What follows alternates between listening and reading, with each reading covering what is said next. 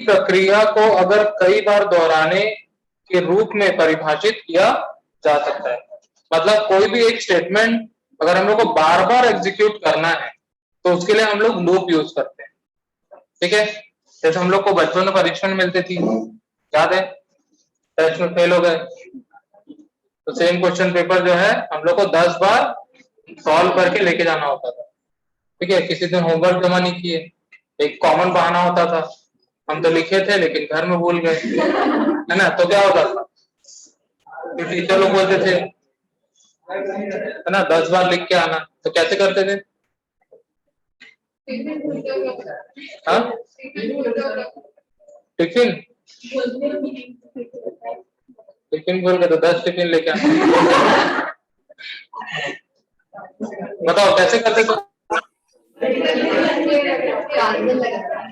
Carbon लगा, एक बार लिखे और फोटो कॉपी कर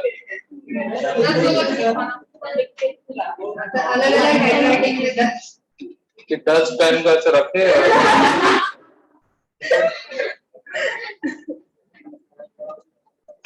ठीक है, तो वही सेम चीज यहाँ पे हम लोग किससे करेंगे?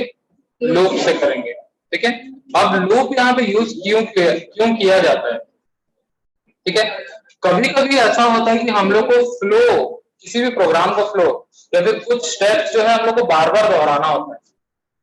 ठीक है, जैसे हम लोग मान के चलो कि 4 लाइन एग्जीक्यूट कर ली, उसके बाद जो 5वां लाइन है हम लोग को कम से कम 10 बार चलाना है, फिर 6वीं लाइन से फिर कंटिन्यू करना है।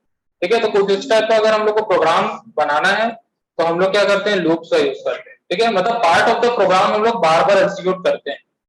ठीक है, ताकि हम लोग का जो प्रोसेसिंग स्टेप्स है वो कम हो जाए। ठीक है, क्या हो जाता है इससे? प्रोसेसिंग स्टेप्स है वो कम हो जाता है।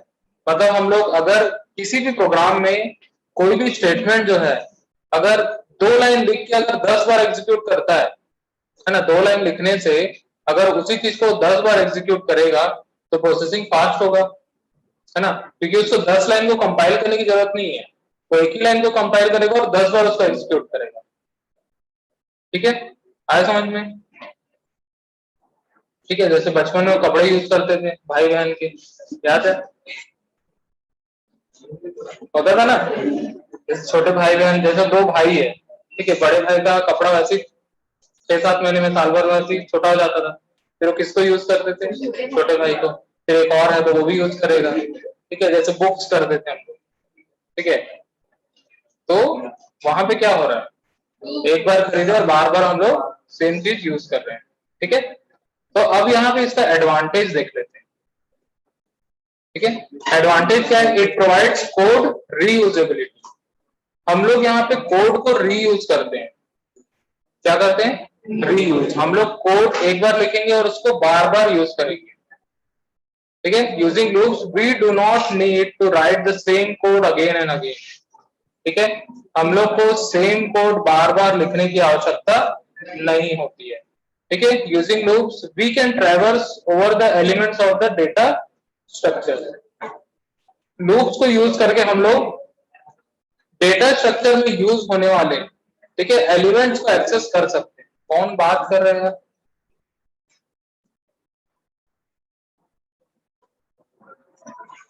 कौन बात कर रहा है? होगी क्या बात करना? ठीक है, या तो मैं पढ़ा लूंगा या आप लोग पढ़ा लो, इसमें सब रिकॉर्ड होता है। समझ में? एडवांटेज क्या क्या एडवांटेज है? कोड रीयूजेबिलिटी, ठीक है, हम लोग को बार बार कोड लिखने की जरूरत नहीं होती, और डेटा स्ट्रक्चर के एलिमेंट्स को हम लोग एक्सेस कर सकते हैं। अब वो कैसे एक्सेस करेंगे हम लोग यूनिट नंबर 3 में देखेंगे। ठीक है, अब आते हैं टाइप्स ऑफ लूप्स में।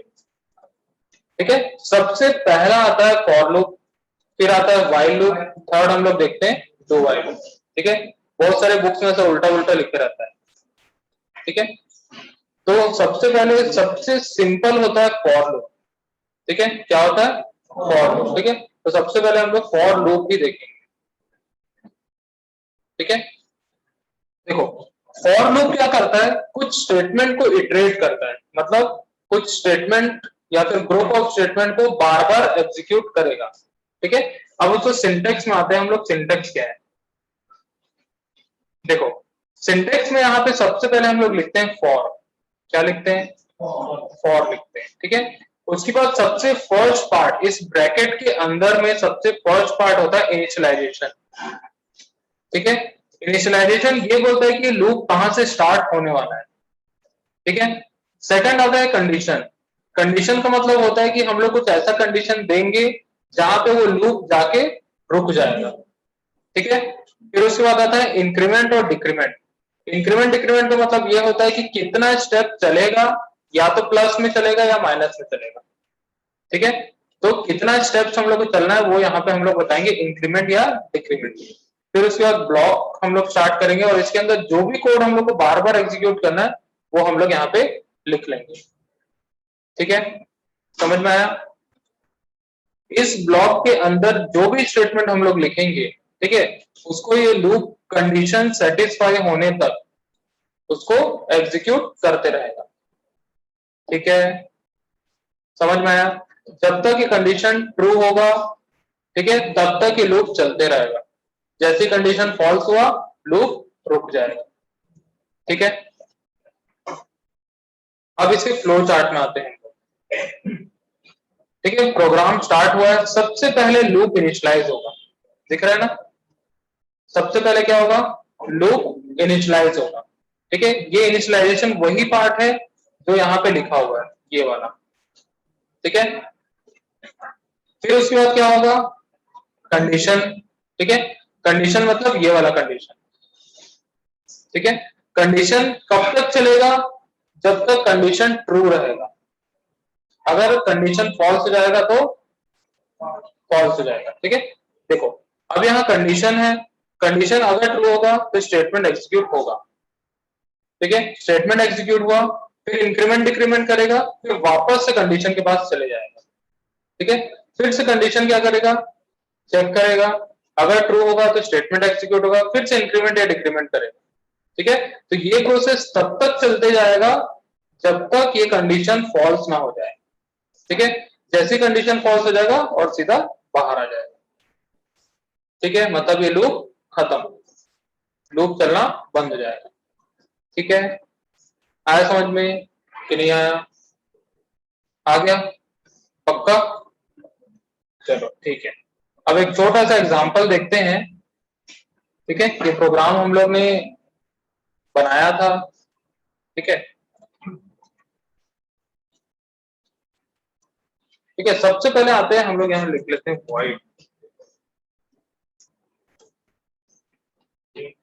सबसे पहले हमने यहाँ पे क्या किया? एक वेरिएबल डिक्लेयर कर लिया आई, ठीक है। वेरिएबल डिक्लेयर कर लिया आई और इसको हमने 0 से इनिशियलाइज कर लिया स्टार्टिंग में, नहीं भी करोगे तो भी चल जाएगा, ठीक है। आई हमेशा हम लोग स्टैंडर्ड वेरिएबल यूज करते हैं लूप्स के लिए, ठीक है। अगर लूप के लिए हम लोग जो भी वेरिएबल यूज करेंगे उसका नाम आई ही रखते हैं जनरली, ठीक है। इसके अलावा कुछ और भी रख सकते हैं, कोई दिक्कत नहीं, ठीक है। लेकिन कहीं पे भी ट्यूटोरियल्स पढ़ लो, बुक पढ़ लो, कहीं पे भी देख लो आई ही लिखा होगा, ठीक है।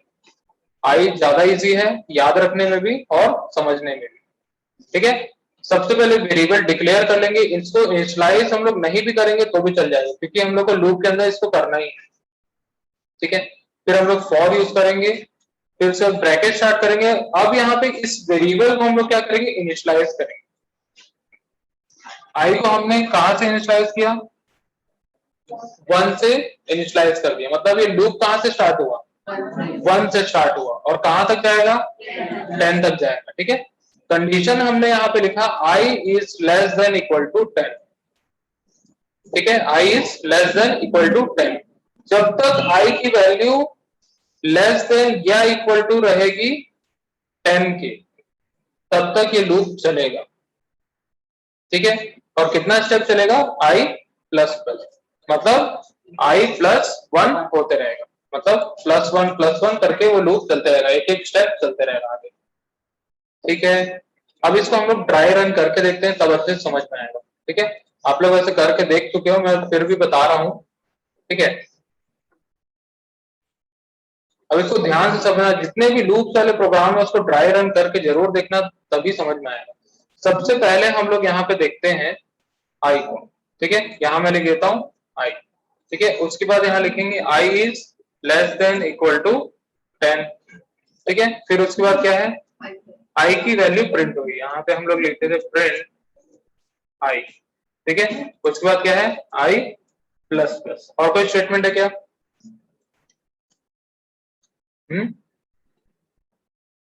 और कोई स्टेटमेंट है? नहीं है।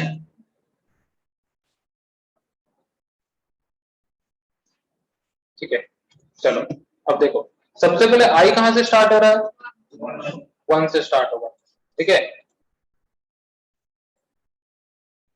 आई की वैल्यू स्टार्ट हो रही है 1 से, ठीक है। 1 is less than equal to 10, condition true होगा कि फॉल्स होगा, पक्का, ठीक है। 1 is less than equal to 10, एक जो है वो 10 से छोटा है, ठीक है। 1 रुपए वाली चॉकलेट जो होती है वो छोटी होती है और 10 रुपए वाला डेयरी मिल्क जो होता है बड़ा होता है, पता है सबको, ठीक है।